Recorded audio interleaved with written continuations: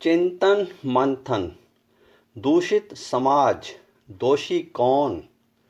व्यक्ति व्यक्ति का समूह परिवार बनता है और परिवार परिवार का समूह समाज कहलाता है।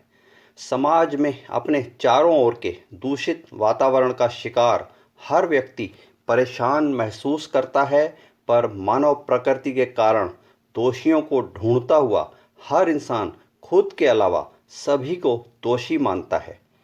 युग निर्माण योजना मथुरा वालों की सूक्ति है कि आप सुधरोगे तो युग बदलेगा।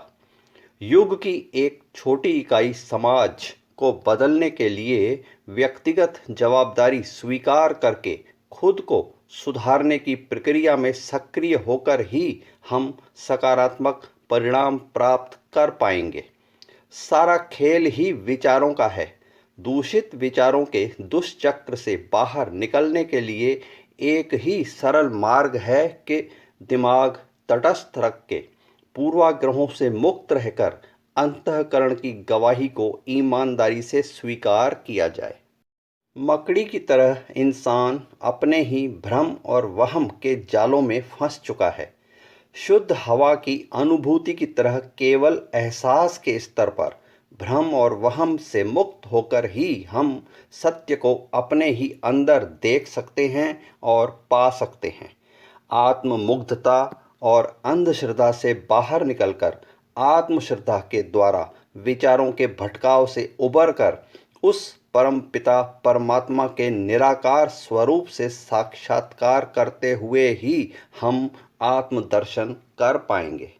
अपनी अच्छाइयों पर हम अगर तालियों के हकदार हैं तो अपनी बुराइयों पर लानतें भी हमें स्वीकार करनी होंगी।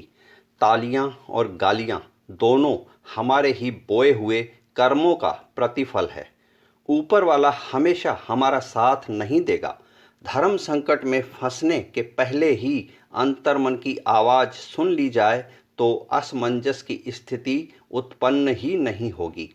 इंसान की इंसानियत के नैतिक पतन का यही कटु सत्य है और इस सत्य को स्वीकार करके ही हम नैतिक विकास की प्रक्रिया में संकल्प भाव से जब जुट जाएंगे तभी हम ये आशा कर सकते हैं कि हम शुद्धात्मा स्वरूप में खुद के आत्मदर्शन करके महसूस कर पाएंगे कि हम परमात्मा के अंश समान जीवात्मा ही नहीं हैं, बल्कि हम तो खुद ही संपूर्ण परम आत्मा हैं। गहन चिंतन के मंथन का सार जिसकी समझ में आ जाए, समझो वो ही चेतना के स्तर पर परम आत्मा है। बाकी तो हम अन्य जीवों के समान जीवात्मा तो हैं ही। परम तत्व की प्राप्ति का आत्मिक सुकून सभी के भाग्य में तो हो भी नहीं सकता। नज़र जो देख पाती है उस दृश्य में से अवांछित तत्वों को हटाकर केवल और केवल वांछित को ही देख पाना नज़रिया कहलाता है। दृष्टि की सीमा के पार गहरे उतर के उचित अनुचित के विभक्तिकरण की तमीज़ ही दृष्टिकोण कहलाती है।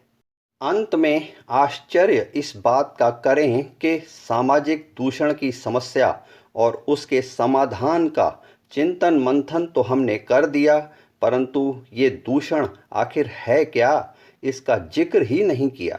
तो सभी से विनम्र निवेदन है कि अपने आसपास से लेकर अंतर्मन में झांक के देखें। सच्चाई स्वीकार करने की नैतिकता होनी चाहिए, तब नज़र में आ जाएगा कि दूषण ही दूषण तो भरा पड़ा है।